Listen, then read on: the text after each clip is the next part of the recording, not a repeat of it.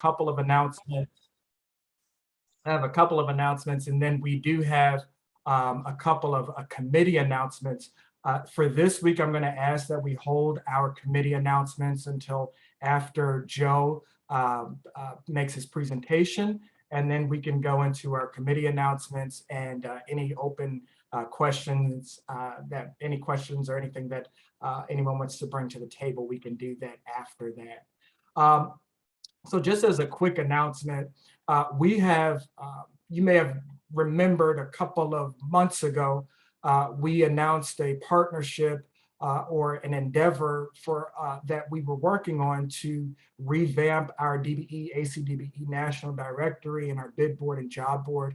That project is moving along, and in fact, we plan on launching that system within the next couple of weeks. So please be on the lookout for an announcement.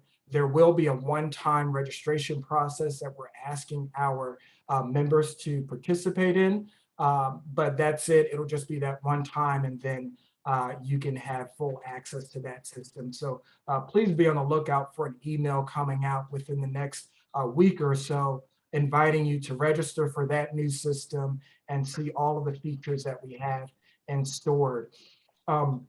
Also, we have another, we're working with another company, actually Aeroplan Capital Partners, and we're developing a survey that will be coming out to the membership in the next couple of weeks. And the goal of the survey is to really gather some information around financing needs of our ACDBEs.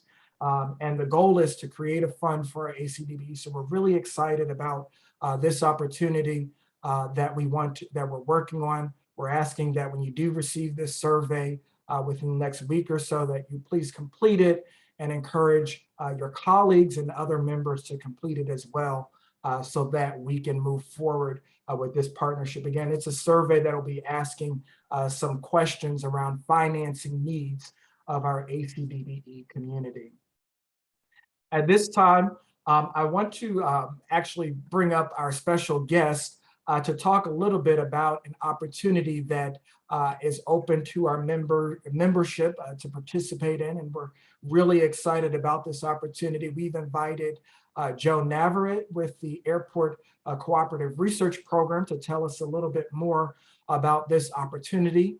A little bit of information about Joe. Joe is a Senior Program Officer with ACRP, and ACRP is actually managed by the Transportation Research Board of the National Academies of Sciences, Engineering, and Medicine. In this capacity, Joe has overseen more than 100 airport research projects covering planning, operations, administration, and environmental issues. He also manages ACRP's Idea Hub, which we'll learn more about, which is an online platform for sharing airport research needs. Prior to joining ACRP, Joe was an airport planner. He's also worked at the Metropolitan Washington Council of Governments, the Maryland Aviation Administration, and large architectural engineering and planning firms. So Joe has a wealth of experience and knowledge, and we just want to, we're glad that you have joined us today to tell us a little bit more about this opportunity. At this time, I'll turn it over to Joe. Thank you. Thanks, Anthony. And boy, it makes me feel good when I'm referred to as a special guest.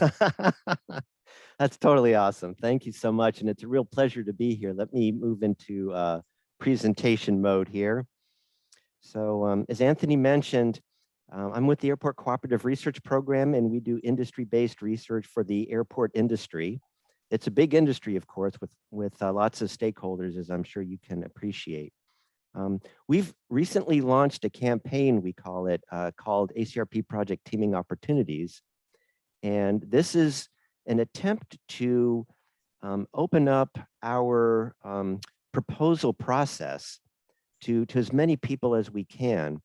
And so to help companies and other organizations to come together and put together the best teams they can so that they have the best chance at a successful proposal, and that would lead to a good outcome of actually doing our research. So Some of you are familiar with the Airport Cooperative Research Programs, others may not be. And I think it's important first to have just a little bit of an introduction about the program and how we go about doing research. And I think that would set the stage for the benefits of exploring the Project Teaming Opportunities campaign. After that, I'll go through a couple of slides where we can kind of roll our sleeves up and you can see how easy it is to get into the campaign, look around and post a comment, and then we'll wrap things up and hit some questions.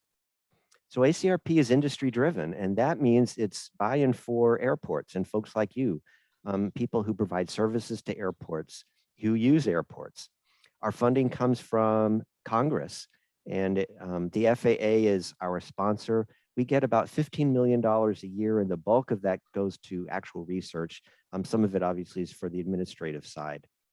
It's managed by the Transportation Research Board. I'm sure most of you are familiar with that. We have an oversight committee, and they're the ones who kind of drive the ship, if you will, of the program. They set the agenda, the vision, and they're actually the ones that select research ideas, approve them, turn them into research projects. Those get assigned to staff people like me. We put project panels together for every project, and it's the panel that firms up the research objective, reviews the proposals, and then from then on out works with the contractor as the research is conducted. So volunteers are needed all the way around. And our contractors are selected on a competitive basis, which is yet another reason why we think this Project Teaming Opportunities campaign will be helpful. A very common question I get is, well, who can submit a proposal for an ACRP project? And the fact of the matter is anybody. As long as you can sign the liability statement, you can submit a proposal. Even international firms are welcome to submit a proposal. So you can see some of the typical folks who do our work up there.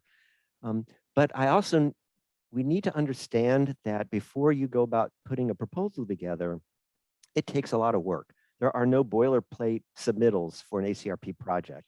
So I think it's important to do some self-reflection, whether you have the skills and the expertise needed.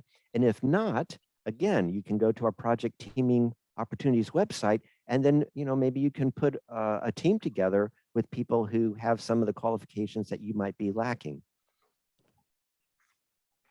The other big thing that we are looking for increasingly, although we don't have any minimums or requirements because our problem statements, our research is so varied, is proposer diversity. Diversity is seen on our project panels, and it is something that we look for in the proposals that we have. So again, all this is kind of teeing up the advantages of using our Teaming Opportunities campaign. And so in there, it helps you put a team together that includes the needed expertise. And usually it's expertise in airports and how they work, and then in the particular subject matter that the research is looking at, whether it's environmental stuff or concessions, administration and HR, planning and design, whatever it is, you're going to need to put a team together. You're going to need to make sure that you have a team that can produce implementable results and that are based on objective research. Sometimes we have proposals where the research approach is very, very sound. Maybe a university is really good at laying out the research steps, but it falls down in translating that research into something that airports can use, or it's not practical. On the other hand, we sometimes get proposals where they're really good at writing a guidebook and developing a toolkit, but you know what? The research to back up their recommendations isn't there. So that's a reason why a team of multiple disciplines is very important. And then stakeholders. I had a proposal from an architectural firm, the biggest one, in the world practically, and they were not selected because they went in all by themselves. And they had nobody with expertise on the airline side, customer service side, et cetera. Their expertise was building the building, and they fell down because they didn't have all the disciplines necessary. And so that's why I think that our Teaming Opportunities campaign will be so important. One little caveat before we go and I show you how to get into the Teaming Opportunities campaign is what you're going to see in there right now are not requests for proposals. They're simply what we call project announcements. And those are the projects that were approved by our oversight committee towards the end of July. And they're going to remain project announcements until the panels are formed and our staff works with the panel to develop the RFP. So when you go in there, do not submit a proposal because we're not asking for proposals at this time. So the Project Teaming Opportunities campaign is in our Idea Hub website, and that's our online collaborative planning platform for developing research ideas. So to go into the teaming campaign, you're going to need to go into Idea Hub. And you're going to need to log in if you're going to take the full advantages and want to see all the projects and to post a comment. So if you don't have account credentials, you'll want to create those at the address listed below. And so then you're going to want to log in, and then you can tell you're logged in because you'll see your account up at the top, your smiling face. And then you'll see the 4 campaigns. So we have 3 actually to collect research ideas. And then the 4th one is the Teaming Opportunities campaign. And that's the one that we're interested in today. So there's a little introduction there. And if you forget everything I'm saying today, that's okay, because there's even a 5-minute video, as you can see, that will be a good refresher for you on how to access the campaign itself. And then once you've reviewed those things, you can click on ideas, recent, popular, or let's get started to actually go in and start to check out the projects that were selected by our oversight committee. So once you get in there, you're going to, oh, go ahead.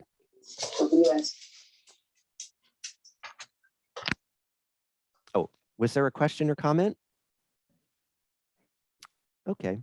So once you get into the campaign itself, you're going to see thumbnails of each of the projects that were approved by our oversight committee, the title, and then a little bit of what the project's about and how much was allocated to the project. So if anyone strikes your fancy, you go ahead and click on the title, and that will open up the project itself and provide a little bit more detail, the background, why are we doing this research, and then the objective, what's the initial deliverable that we're looking for. And then you're going to want to post a comment if you're interested in that particular project. And in there, you're going to want to show that you're interested in the project, maybe list the skills and expertise that you have or those that you're seeking, maybe relevant certifications if you're a DBE, for example, women-owned organization, and then contact information. And that's it. It's just very easy to kind of say, hey, we're out here, we're looking for potential teaming opportunities. And then others will see that you've posted, and then they will reach out to you. So the actual teaming itself should not be occurring on the site, but this is just a way to kind of hang a shingle and say that you're interested in looking for partners. So in summary, I would encourage you to visit the Teaming Opportunities campaign because it gives you a leg up on what projects are coming out, the RFPs that will be issued. And that's kind of coming around towards the end of November and all through December. It gives you a chance to promote your expertise or the expertise that you're looking for. And then it also, I think, will go a long way to improve the diversity of our research teams. Do remember that when you post, everybody in the community will see your post. And don't forget, these are not RFPs, they're just the project announcements. We are happy to help you with any technical issues you might have. We're happy to talk to you about the program, how we go about doing research, and even what our panels look for in proposals, but we can't really help facilitate the teaming itself. All that will have to happen outside the platform. So that's kind of it in a nutshell, but I'm happy to answer any questions at this point.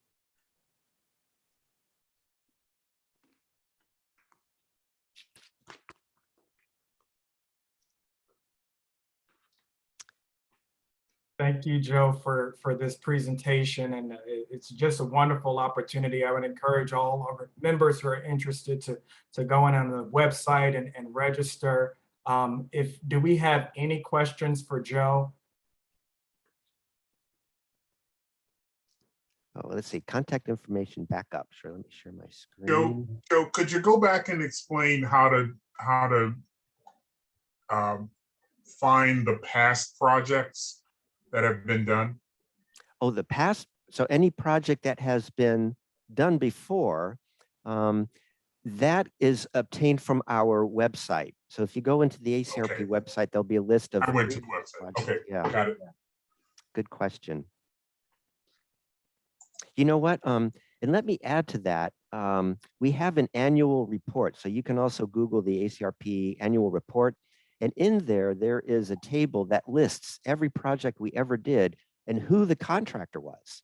So that might be a good heads up as, you know, oh, maybe I'll reach out to some of these firms because you'll see a lot of firms, the guys who do a really good job, they tend to get a lot of work with us. It's a great resource. Great. Hey, Joe, there was a question for the, oh, here we go. The link to the website was just dropped in the chat. Oh, great. Thanks.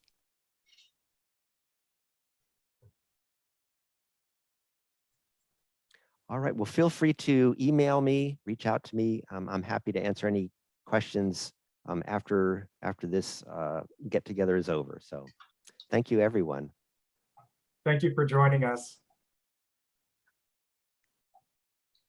All right, members, and thank you again for sticking around. And again, I would encourage everyone to participate with that and encourage your, you can send that information out to your colleagues and other members as well, this wonderful opportunity.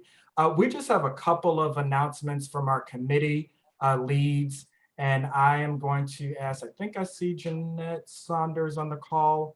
I'm going to ask her to go ahead and we'll call on the Professional Development Committee to provide an update. Hello. So how are you, everyone? Just want to give a quick update on our AMAC Builds Careers. So we have 3 programs with the AMAC Builds Careers, and they escalate according to your level of professionalism in your career. So it is the internship, and the internship is open for high school, primarily seniors because they have to be 18 years old through college. So we have our internship program, and we will pair them with host employers that have agreed to be host employers in our AMAC community. We are seeking interns. And then the second program is our mentorship program. So our mentorship program is for professionals that are in their career.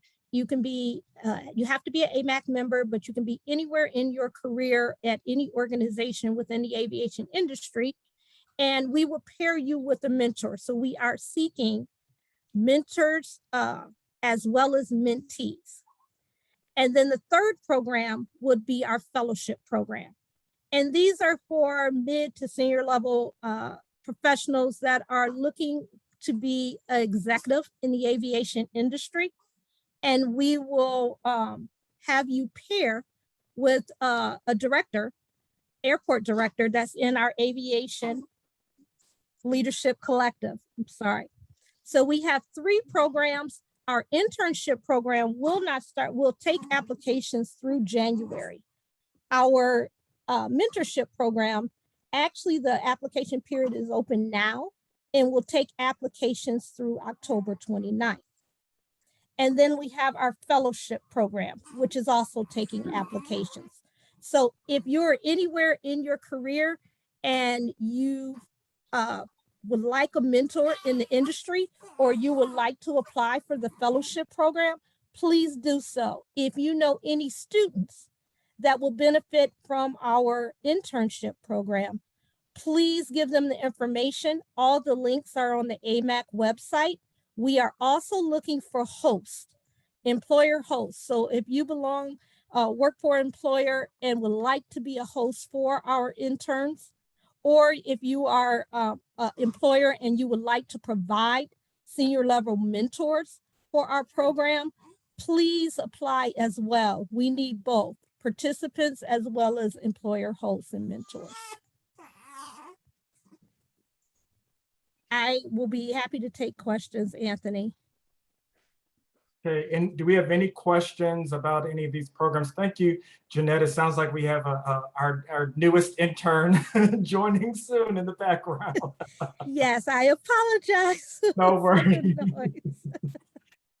Do we have any questions for Jeanette about any of the programs? I also see Kiva Rodriguez, who's leading our internship program, on the call. Thank you for all of the work that you're doing, that you're putting in.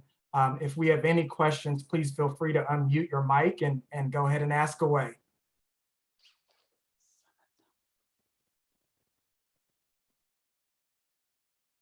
And if no questions right now, please feel free to reach out to us. Visit our website where we have more information about the programs and contact information if you have any further questions. Thank you, Jeanette, and the Professional Development Committee for your work and moving these very good, great programs along.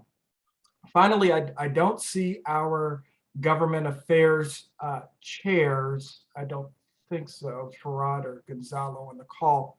So just as a quick announcement, you may have noticed an email that went out about a week or so ago about a notice of proposed rulemaking related to the JV guidance. The upcoming notice of proposed rulemaking will address changes to 49 CFR Part 23 and 49 CFR Part 26, and not necessarily the JV guidance, which is being handled separately and not under the NPRM. AMAC is requesting member comments on the areas of JV guidance that impact concessions joint ventures. So we sent out this notice where we're seeking feedback regarding the current JV guidance and its impact on concessions joint ventures. We had a deadline of about a week ago. So if you have any comments that you would like to include, please get those comments over to us as soon as possible so that we can move this along. There's also a second ask out there. We're alerting AMAC members to the areas that may be included in the NPRM that's coming out, and we're requesting for our members to advise on areas that impact concessionaires and their contractors. The areas that may be included that we have identified were access to capital, affiliation rules, appeal process, certification process consistency, definition of concession, personal net worth cap, personal net worth calculation, and size standard. So if you can look at these areas, these are the areas that we believe would be included in the NPRM. And we're just asking and requesting advice from our membership as that impacts concessionaires and contractors. Any questions about this notice, please feel free to let us know. And we will address them either ourselves or we will get our government affairs folks on them to address them as well. At this time, I'd like to open up the floor to any questions or comments that the membership may have. Any committee members, any committee leads who may be on the call who want to provide an update or anything else. If not,